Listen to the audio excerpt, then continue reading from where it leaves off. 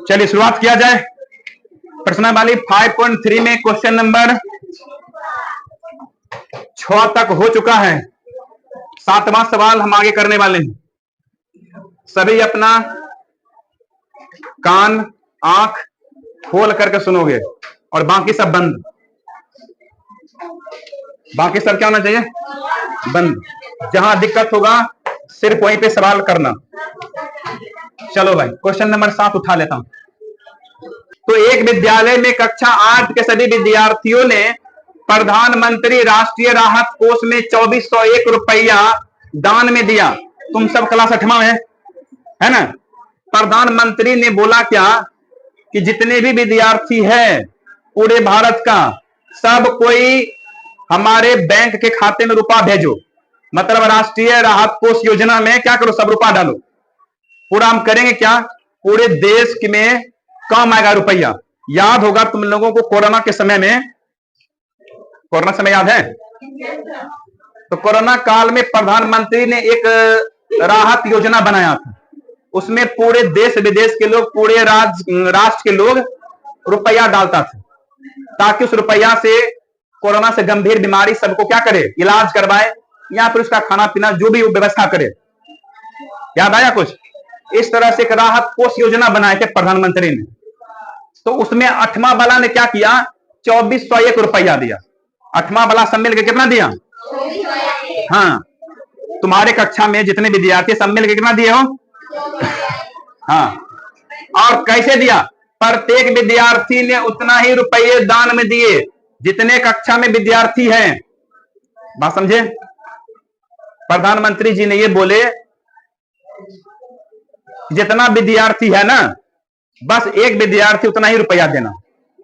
मान लो कि तुम्हारे क्लास में 30 विद्यार्थी है, तुम्हारे क्लास में 30 विद्यार्थी है, तो एक विद्यार्थी कितना चंदा देगा? 30 रुपया देगा। बात समझे? अगर 35 विद्यार्थी है तो एक विद्यार्थी कितना चंदा देगा? 35 रुपया। अगर 40 विद्यार्थी है तो एक विद्यार्थी कितना देगा? इस सिद्धांत के तहत रुपया योजना में जा रहा है। बात समझ में आया? अब कह रहा है कि कक्षा के विद्यार्थियों की संख्या ज्ञात कीजिए। क्लास 8वां में क्या विद्यार्थी है, नहीं है, पता नहीं। वही हमसे पूछ रहा है कि क्लास 8 में कितने विद्यार्थी है, जरा हमें बता दीजिए।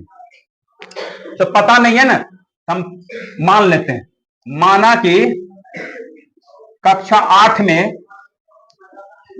8 में विद्यार्थियों की संख्या, कक्षा 8 में विद्यार्थियों की संख्या क्या मान ले? n मान लेते हैं, कुछ भी मान सकते हैं। हमने n ले लिया। तुम्हारे क्लास में n को विद्यार्थी, तुम्हारे क्लास में क्या विद्यार्थी हैं? n को विद्यार्थी। सुना ध्यान से, n को विद्यार्थी। तो जब n को विद्यार्थी है तो एक विद्यार्थी कितना रुपया देगा? n रुपया देगा ना। एक विद्यार्थी कितना रुपया देगा? n। एक विद्यार्थी ने n रुपया दिया तो n विद्यार्थी ने कितना रुपया दिया? गुना कर जितना हो जाए। समझे? एक विद्यार्थी ने n रुपया दिया, अब विद्यार्थी है टोटल कितने हैं?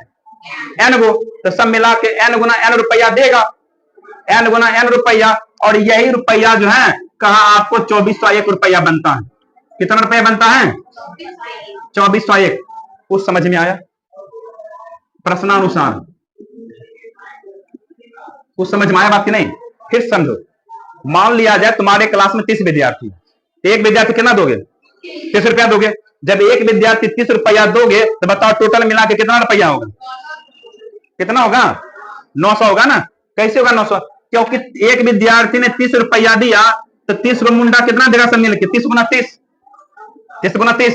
एक अगर मान लो 35 विद्यार्थी है तो एक विद्यार्थी 35 रुपया देगा तो 35 विद्यार्थी कितना देगा? सब मिलकर 35 गुना 35 देगा। कोई दिक्कत? उसी तरह से तुम्हारे क्लास में n को विद्यार्थी है, n को विद्यार्थी है तो एक विद्यार्थी n रुपया देगा तो n गुना n टोटल रुपया हो जाएगा। तो यही n गुना n टोटल रुपया है। और जबकि हमारे प्रश्न में ही 2401 रुपया दिया है, कुल रुपया होता है। यानी ये इसके बराबर हो गया। समझ में आया? कोई दिक्कत है? बस समझ में आ गया तब इसे करना क्या है? कैलकुलेशन करना। देखिए n गुना n तुम्हें पता ही क्या होगा? n गुना n, n स्क्वायर। n गुना n क्या होता है? n square. यहां पावर एक, यहां पावर एक एक जोड़ के लिखते हैं, एन गुना एन, वर्ग नहीं होता एन का स्क्वायर। अब इधर 2401 ज्यों का, और पता है तुमको स्क्वायर वाला पद उधर जाने के बाद रूट के अंदर, रूट के अंदर होगा। समझ में आई बातें? अब यहां से 2401 का करना है गुणनखंडा। क्या करना है? तो गुणनखंड कर लेता हूं, क्योंकि अभी तक हम लोग सिर्फ गुणनखंड विधि से ही अभाज्य सीखे, अति सीखे वर्गमूल। कौन कौन विधि सीखे? अभाज्य गुणनखंड विधि, एगो घटना वाला विधि, ठीक है ना? दो विधि हम सीखे हैं, इसीलिए हम इसी दोनों विधि की चर्चा करेंगे। तो सब ज्यादा हमको अच्छा कौन लगता है? गुणनखंड विधि। उसके बाद दो विधि चर्चा और करूंगा, ये प्रश्नावली के बाद दो विधि और बताऊंगा। देखो इसको कैसे करोगे। क्या 2 से भाग लगेगा? 3 से, 4 2 6 1, 3 से भी नहीं लगेगा, 5 से नहीं लगेगा क्योंकि वहां 0 5 नहीं है, 5 के बाद 7 है, क्या 7 से भाग लगेगा? चेक करो, भाग देकर के माने मन चेक करो पहले। 7 तिया 1 है, इससे बचेगा 3 पर 0 3 7 चौका 28, बचेगा 2 पर 1 का 7 कैसे लग गया भाग? 7 तिया 21, शेष बचेगा 3 पर 0 3 7 चौका 28, 3 पर 1 2 पर 1 7 तिया, फिर 7 से चेक करो, 7 से चेक करो, क्योंकि 7 से पीछे वाला 2 3 5 से भाग लगेगा ही नहीं कभी। 7 से चेक करो, फिर 7 चौका, शेष बचेगा 6 पर 3 63 97, 7 सतैया 49। हाँ, तो 2401 तोड़ा तो क्या को 7 आया? 4 को 7 आया। और तुम्हें पता है जोड़ा में से एगो बाहर, 2 मुंडा में से एगो मुंडा बाहर, हो गया। तो 7 सते 49, यानी कहने का मतलब कक्षा 8 में कितना विद्यार्थी है? 49 विद्यार्थी है। जब 49 विद्यार्थी है तो एक विद्यार्थी कितना चंदा देगा? क्लियर बात? समझ में आया अच्छे सबको? लिख लो, नीचे लिख लेना। अतः कक्षा 8 में विद्यार्थियों की संख्या बराबर कितना? लिख लो। अतः कक्षा 8 में कुल विद्यार्थी बराबर 49। अगर तुमसे यहां पर यह भी पूछ लेता कि बताओ एक विद्यार्थी कितना रुपया चंदा देगा, क्या बोलता? 49 रुपया देता। लिखा जाए तो समझ में आया? 8 नंबर क्या बोला सवाल? एक बाग में 2025 पौधे इस प्रकार लगाए जाने हैं कि प्रत्येक पंक्ति में उतने ही पौधे हो जितने पंक्ति की संख्या हो। और सवाल हमसे ये कहा कि पंक्तियों की संख्या बता दीजिए और प्रत्येक पंक्ति में हम कितना पौधा लगा रहे हैं इसकी भी संख्या में बता दीजिए। कुछ समझ में आया? मान लीजिए, मान लो कि 10 गो पंक्ति लगाया पौधा का, तो हर एक पंक्ति में कितना पौधा होगा? 10 गो ही होगा। मान लो कि 15 गो पंक्ति है, तो हर एक पंक्ति में कितना पौधा लगेगा? 15 पौधा लगेगा। तो टोटल पौधा 15 गुना 15 होगा, टोटल पौधा 10 गुना 10 होगा। उसी तरह से अगर मान लो कि टोटल पंक्ति n गो है, टोटल पंक्ति कितना है? n पंक्ति में पौधा लगाना है, तो हर एक पंक्ति में कितना पौधा लगाओगे? n गो। तो टोटल पौधा कितना बनेगा? n गुने n। तो ऐसे लिखेंगे हम लोग, पहले माना की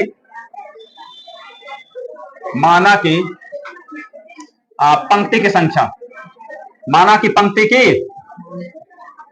संख्या बराबर क्या? n। माना की पंक्ति संख्या बराबर क्या? n। इसीलिए प्रत्येक पंक्ति में प्रत्येक पंक्ति में पौधों की संख्या, प्रत्येक पंक्ति में पौधों की संख्या भी कितना होगा? n ही होगा। प्रश्नानुसार एक पंक्ति में n गो पौधा, एक पंक्ति में n गो पौधा, तो n गो पंक्ति में कितना पौधा गुना करके जितना पौधा हो जाए, तो n गुना n टोटल पौधा हो गया। ये दिखाता है कुल पौधों की संख्या। n गुना n क्या दिखाता है? कुल पौधों की संख्या। ये लिखना नहीं, समझने के लिए मैंने लिखा। कुल पौधों की संख्या कितना हो गया? n गुने n। और यही चीज हमें दिया हुआ है सवाल में कि टोटल पौधा है 2025। n गुने n कुल पौधा हो गया, और यही पौधा कितना है? 2025। तो n गुना n का मतलब n स्क्वायर 2025। स्क्वायर भर जाने पे क्या होगा? चला रूट के अंदर और तुम्हें पता ही है रूट को अब फोड़ डालूंगा, रूट को फोड़ेंगे अब हम। तो 20 और 25 का करना है गुणनखंड, कर दे गुणनखंड। 2 से तो लगेगा ही नहीं भाग, 3 से 2 2 4 5 9, 3 से भाग लग रहा है। 3 6 18, 18 2 पर 2 22, 3 7 21, शेष बचेगा 1 पर 5, 3 5, फिर 3 से चेक करो लगेगा भाग। 3 आए 7 7 13 5 18 लग रहा है भाग 3 से। 3 दूनी, अरे 3 दूनी, 3 दूनी, शेष 3 पर 5, 3 पर 5 15 होता है, 1 पर 5 15। अब बताओ फिर 3 से लगेगा भाग क्या? 2 2 4 5 9, 3 से 3 27, 1 पर 5 15, 3 25, फिर 3 से 25 दिया, 3 से कम खत्म 25, 3 क्या पीस आया? 1 2 3 4, 1 2, हाँ क्या बच्चे 5 क्या पीस?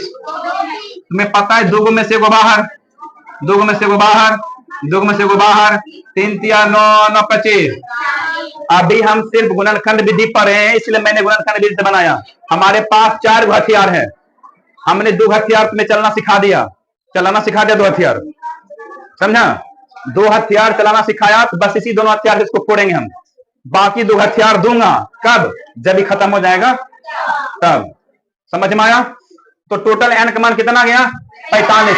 अर्थात पंक्ति में, पंक्ति क्या होगा? पंक्ति 45 होगा। क्या लिखोगे? अतः पंक्ति की संख्या, अतः पंक्ति की संख्या बराबर 45। और उसके बाद फिर लिखोगे कि एक पंक्ति में कितने पौधे होंगे? हाँ, पौधों की संख्या बराबर 45। एक पंक्ति में, एक पंक्ति में पौधों की संख्या लिखो सकते हैं। किस किस को खुद पर विश्वास है? हाथ खड़ा कर। स्वयं पर, अपने आप पर भरोसा है तुमको, खुद पर, अपने आप पर? अरे भरोसा है खुद के ऊपर कि तू उड़ सकता है। अरे बेवकूफ, उड़ने का मतलब आसमान में उड़ने की बात नहीं कर रहा हूं मैं। हाँ? हवाओं के भरोसे मत उड़, हवाओं के भरोसे मत उड़ो, क्योंकि थपेरे हवाओं के भी रुक जाते हैं। हवाओं के भरोसे मत उड़, क्योंकि थपेरे हवाओं के भी रुक जाते हैं। जरा खोल तो अपने पंख और उड़ आसमान में, क्योंकि आसमान भी तेरे जोर से झुक जाते हैं। अब इसका मतलब समझा? मैं इसका मतलब समझाता हूं। बहुत सारे लोग होता है जो खुद पे भरोसा उसको नहीं होता, दूसरे के भरोसे वो जीता, समझे? दूसरे के भरोसे जीने कम करता है। उसको खुद पर विश्वास नहीं होता है कि भाई मैं भी ये काम कर सकता हूं, मैं भी चीज कर सकता हूं, समझा? उसको लग रहा है कि हाँ हमसे नहीं होगा, हमसे नहीं कर पाएंगे, हमसे नहीं होगा। वो दूसरे के भरोसे जी रहा है। जैसे विद्यार्थी आपस में पढ़ता है, हे तनिक हमरा बताए दे नहीं, हे तनिक हमरा सिखाए दे नहीं, हमरा बता दो। बार बार वो किसी देख करके, किसी को देख करके चीटिंग करेगा, पढ़ेगा। वो खुद सीखने का प्रयास नहीं करेगा, समझा? कि भाई तू भी सीख सकता है, तेरे अंदर भी वो क्षमता है सीखने का, पर तू क्षमता को बांध दिया किस बात से? कि हमसे ना हो पाएगा। तू बांध दिया अपने आप को कि हमसे ना हो पाएगा। क्यों बांधा तू अपने आप को? बताओ। आसमान में जो पंछियां उड़ते हैं, क्या वो हवा के भरोसे उड़ रहे हैं? उसे विश्वास है कि मैं उड़ूंगा, वो उड़ रहा है, चल रहा है। तुम्हें भी खुद पर विश्वास होना चाहिए कि मैं भी सीख सकता हूं, मेरे अंदर भी वो क्षमता है सीखने का, पर करना एक बार जोर, क्योंकि जोर लगाएंगे ना तो बड़े बड़े पत्थर भी टूट जाता है। तो फिर गणित किस खेत की मूली है? टूटेगा कि नहीं टूटेगा? बात समझे?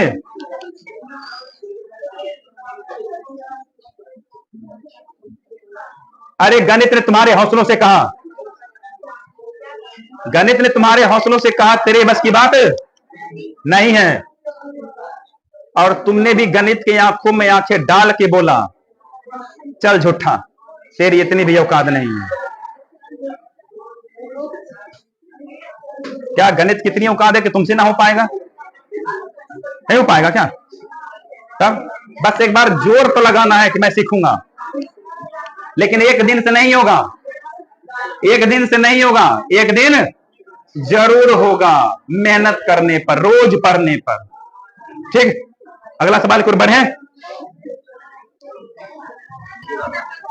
आप तनिक सब अपन जुबान बंद कर ले तो। प्रश्न संख्या 9 में आ जा भैया। वह सबसे छोटी वर्ग संख्या ज्ञात कीजिए जो 4, 9 और 10 सबसे विभाजित होना चाहिए। 4, 9, 10, 4, 9, 10 तीन को संख्या दिया। कौन कौन संख्या है? हाँ, हमें सवाल में ये बोला कि रे भैया वो वर्ग संख्या मुझे ढूंढ के बताना जिसमें इससे भी भाग लग जाए, इससे भी भाग लग जाए, इससे भी भाग लग जाए। वो संख्या मुझे बताना जरा कौन होगा वर्ग में। तो मैंने सोचा कि भाई जब इन तीनों से कटेगा ना, इन तीनों का एकलौता बाप है एलसीएम, इन तीनों का एकलौता संख्या है एलसीएम, जो उसको काटेगा, विभाजित करेगा वर्ग संख्या को। 4, 9, 10, 4, 9, 10, सुना ध्यान से, 4 से भी कटेगा, 9 से भी कटेगा, 10 से भी कटेगा, इसका मतलब इसके एलसीएम से भी कटेगा वो। बात समझा? हाँ, इसका एलसीएम पहले निकाला जाए। 2 दुनिया 9 में भाग नहीं लगेगा भैया, 2 पचे। हाँ, अब बताइए 2 है, ये 9 है, ये 5 है, सब ईर घाट बीर घाट का है, सब है कि नहीं है? एगो के है 9 है, तो चलो इसको भी तोड़ ही देता हूं। 2 एक बार में लगेगा, हाँ एक बार में लगा। 9 रहने दो, 5 रहने दो, 3 से लगा दो,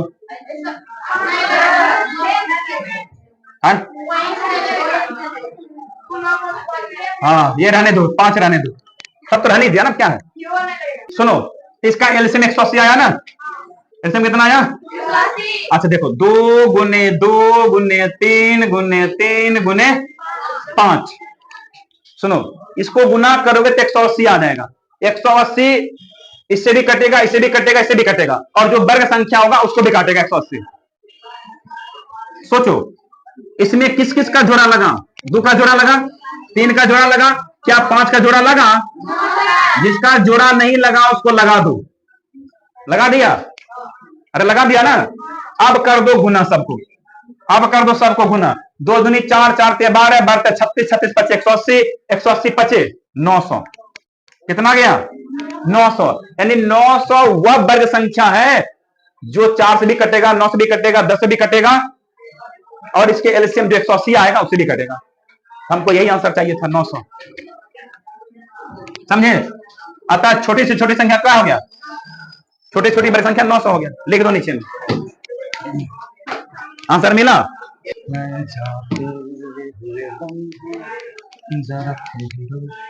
जरा ठहरो 2 क्वेश्चन और बना लो, जल्दी हम खत्म कर दो, उसके बाद हम तो चलते जाओ। सवाल नंबर 10, वह सबसे छोटी वर्ग संख्या ज्ञात कीजिए जो प्रत्येक 8, 15, 20 से विभाजित होना चाहिए। वह छोटी सी छोटी वर्ग संख्या ढूंढना है जो 8, 15 और 20, यही है ना? 8, 15 और 20 से कटना चाहिए। 8, 15 और 20 से विभाजित होने का मतलब हो गया इसके एलसीएम से भी कटेगा, इसके एलसीएम से भी क्या होगा? वो कटेगा। बात समझा? इसके एलसीएम से भी वो कटेगा। इसका मतलब पहले इसका एलसीएम से चेक करो कितना होगा। चलो भाई, किसकी संख्या ज्यादा है? सम संख्या ज्यादा है तो सम से भाग लगा। 2 चौका 15 रहने दो, 2 दहे का 10, 2 दहे 20 में पकड़ लिया, 4, 10 सम है, 2 से भाग लगाओ। 2 दुनिया 4, 15 नीचे आइया, 2 पचे 10। अब बताओ, सम बेचारा अकेला है, यहाँ 5 है 15, किसे भाग लगाना है? 5 से भाग लगा, 2 नीचे आ जाएगा, 5 तिया 15, 5 एकम। देखो अब इसको गुना करोगे, 2 गुने 2 गुने 2 गुने 5 गुने 3, एक छोड़ दो, एक लिखने से कोई फायदा नहीं। 2 क्या पीस है? 3 पीस, 5 एक हो, 3 एक हो, सुना ध्यान से, जब इसको गुना करोगे 2 दूनी 4, 4 दूनी 8, 8 पचे 40, 40 पे 120, यानी इसका एलसीएम कितना गया 120, यानी जो छोटी से छोटी वर्ग संख्या होगा उस वर्ग संख्या को 120 काटेगा, पूरा पूरा काट देगा। अब सोचो जरा, जब वर्ग संख्या को काटेगा तो वर्ग संख्या की सब गुणनखंड होगा, सब क्या होगा, उसका गुणनखंड होगा। तो सोचो क्या ये जोड़ा में है सब, सोचो ये जोड़ा में है क्या, एक जोड़ा इसका है, इस मुंडा का जोड़ा नहीं है, इस मुंडा का जोड़ा नहीं है, इस मुंडे का जोड़ा नहीं है। अब जक्कर जक्कर जोड़ा नहीं है उसको जरा लगा देंगे, किसका जोड़ा नहीं है, 2 का जोड़ा नहीं है, 2 लगा दो। और किसका जोड़ा नहीं है, तो 5 लगा दो। और किसका जोड़ा नहीं है, 3 जोड़ा लगा दो, लगा दिया। अब 2 2 हो गया, यहां भी सबका जोड़ा लगे। अब सबको एक बार लपेट दे पूरा, यहां से गुना कर दे, जो मिलेगा वो वर्ग संख्या होगा। तो गुना करे 120 हुआ था ना, हाँ? तो 5 गुना 10, 10 या 30, 30 गुना 120 कितने होगा, 120 गुना 30 कितने होगा 3600। यानी यही छोटी से छोटी वर्ग संख्या है जो 8 से भी पूरा पूरा भाग लग जाएगा, 15 से भी और 20 से भी पूरा पूरा कर जाएगा। समझ में आया? तो लिखो नीचे, अतः छोटी से छोटी संख्या बराबर 3600। चैप्टर हो गया हम लोगों का खत्म। इन सारे क्वेश्चन को, जितना क्वेश्चन अभी हम बताएं, 7 नंबर 8 नंबर 9 नंबर 10 नंबर, 2 बार बनाओगे। उसके बाद फिर क्वेश्चन नंबर 1 से लेकर के 10 तक एक बार आरो